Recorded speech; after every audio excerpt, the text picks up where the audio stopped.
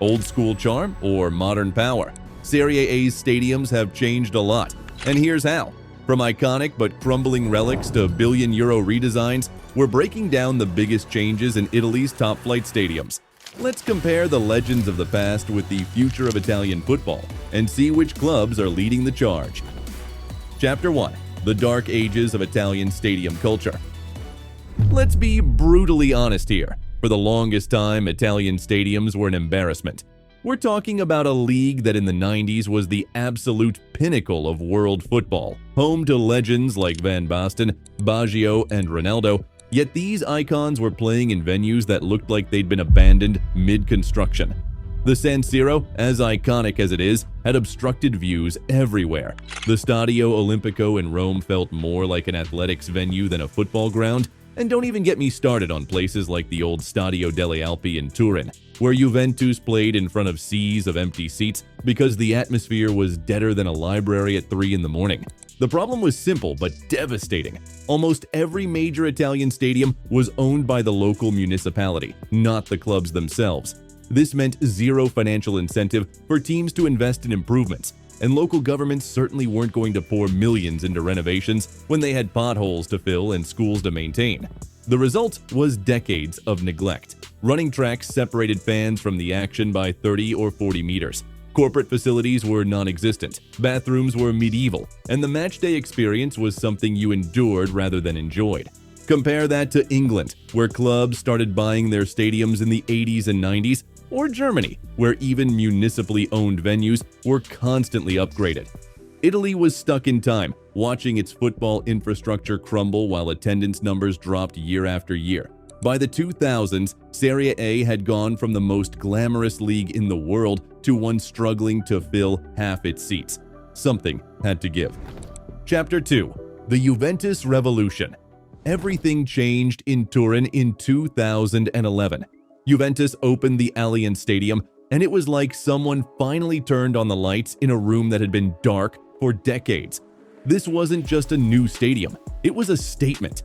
A 41,000 capacity purpose-built fortress with no running track, steep stands that put fans right on top of the action, and modern facilities that actually made you want to spend money before and after the match. The numbers tell the story better than anything else. At the old Stadio delle Alpi, Juventus averaged around 23,000 fans per game despite having a capacity of over 69,000. The atmosphere was non-existent and the club was bleeding money. Fast forward to the Allianz Stadium and they're selling out almost every single game. The revenue from match days tripled. Corporate hospitality became a gold mine. And most importantly, the team finally had a home that felt like a home. But here's what really mattered. Juventus proved that Italian clubs could own and operate their own stadiums successfully. They showed that you didn't need 70,000 seats to create an intimidating atmosphere. 41,000 passionate fans packed close to the pitch beats, 60,000 scattered around an athletics track every single time. The Allianz Stadium became a template, a blueprint that other Italian clubs looked at with envy and ambition. The design itself was revolutionary for Italy. Steep single-tier stands behind each goal, excellent sight lines from every seat, and a roof that trapped noise and created that cauldron effect you see in places like Dortmund or Anfield. Walking into the Allianz Stadium felt like entering a different era of Italian football. It was modern, it was intimidating, and it finally gave one of Europe's biggest clubs a venue worthy of its status. Stick around until the end to see which legendary Italian stadium is about to undergo the most controversial transformation in Serie A history, complete with plans that have divided an entire fan base right down the middle. Chapter 3. The ongoing transformations. Now, let's talk about the clubs currently in the thick of stadium projects. Inter and Milan, the two giants who share the iconic San Siro, have been locked in a decade-long saga about their future home. The San Siro, opened in 1926 and expanded multiple times since, is undeniably special. Those distinctive red girders, the steep stands, the history soaked into every concrete step. But it's also wildly outdated. Half the seats have obstructed views, the concourses are cramped, and operating a shared stadium in the modern football economy is like trying to run two businesses out of the same tiny office. The plans have changed more times than a politician's promises. First, it was a new shared stadium right next to the old San Siro. Then Inter wanted to buy the current stadium and renovate it alone. Then Milan explored options in the San Donato area.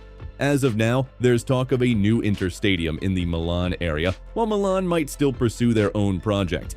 What's clear is that both clubs recognize they cannot compete financially with Europe's elite while sharing a 75-year-old stadium that neither of them owns. Down in Rome, the situation is equally complex, but potentially even more exciting. Both Roma and Lazio play at the Stadio Olimpico, another relic from a different era with its athletics track and municipal ownership. Roma has been trying to build their own stadium for over a decade now.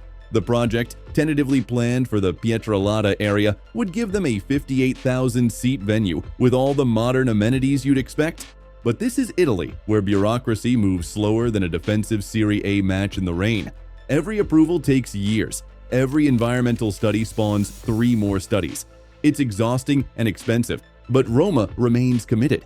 Lazio, meanwhile, has floated ideas about either taking over the Olimpico alone after Roma leaves or building something new. The reality is that Rome desperately needs modern football infrastructure. The city that hosts the Eternal Derby deserves better than a shared athletic stadium. Chapter 4. The Mid-Tier Renaissance.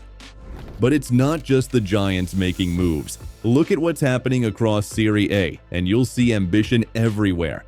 Atalanta has completely transformed the Gewiss Stadium in Bergamo. What was once a tired, partially condemned venue is now a stunning 24,000-seat gem with stands built right up to the touchline.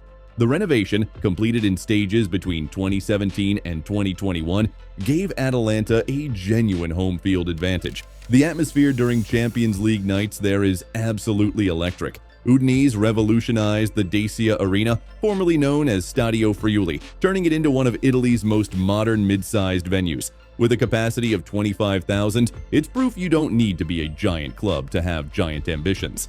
Cagliari, Empoli, and several other clubs have undertaken significant renovations, modernizing facilities and improving the fan experience even within the constraints of municipal ownership. These transformations matter because they show a cultural shift. Italian football is finally understanding that stadiums aren't just places where matches happen. They're economic engines, they're brand-building tools. They're the difference between being a club that survives and a club that thrives. Every new seat closer to the pitch, every improved bathroom, every better food option contributes to an experience that makes fans want to come back and spend more money. Chapter 5. The future is now. So what's next for Italian stadium culture? The honest answer is that we're still in the middle of this transformation, and it's moving frustratingly slowly. But the direction is clear. More clubs will pursue ownership of their venues. More stadiums will be built specifically for football, with no athletics tracks and steep stands. More emphasis will be placed on creating year-round destinations rather than venues that sit empty 6 days a week. The economic incentive is impossible to ignore. Clubs that own modern stadiums generate significantly more revenue than those renting outdated municipal facilities. That revenue gap translates directly into transfer budgets, wage bills, and competitiveness. If Serie A wants to reclaim its position among Europe's elite leagues, stadium development isn't optional, it's essential. There are still massive hurdles. Italian bureaucracy remains a nightmare. Environmental regulations, historical preservation laws, and local opposition can delay projects by years or kill them entirely. Some clubs simply don't have the financial resources to build new venues, and there's a romantic attachment to historical grounds that makes change emotionally difficult. But when you walk into the Allianz Stadium or the renovated Gewiss Stadium, you see what's possible. You feel the difference. The atmosphere is better, the sightlines are perfect, the facilities work. It's not nostalgia, it's progress. And slowly but surely, Italian football is dragging itself into the 21st century. The concrete bowls with running tracks are dying, the fortresses are rising, and Serie A's stadiums are finally becoming worthy of the incredible football played within them. If you made it to the end of the video, share your thoughts on these incredible stadiums in the comments. If you enjoyed the video, click here to explore our video on the inside of the Serie B Stadiums 2025/2026. See you there in a second.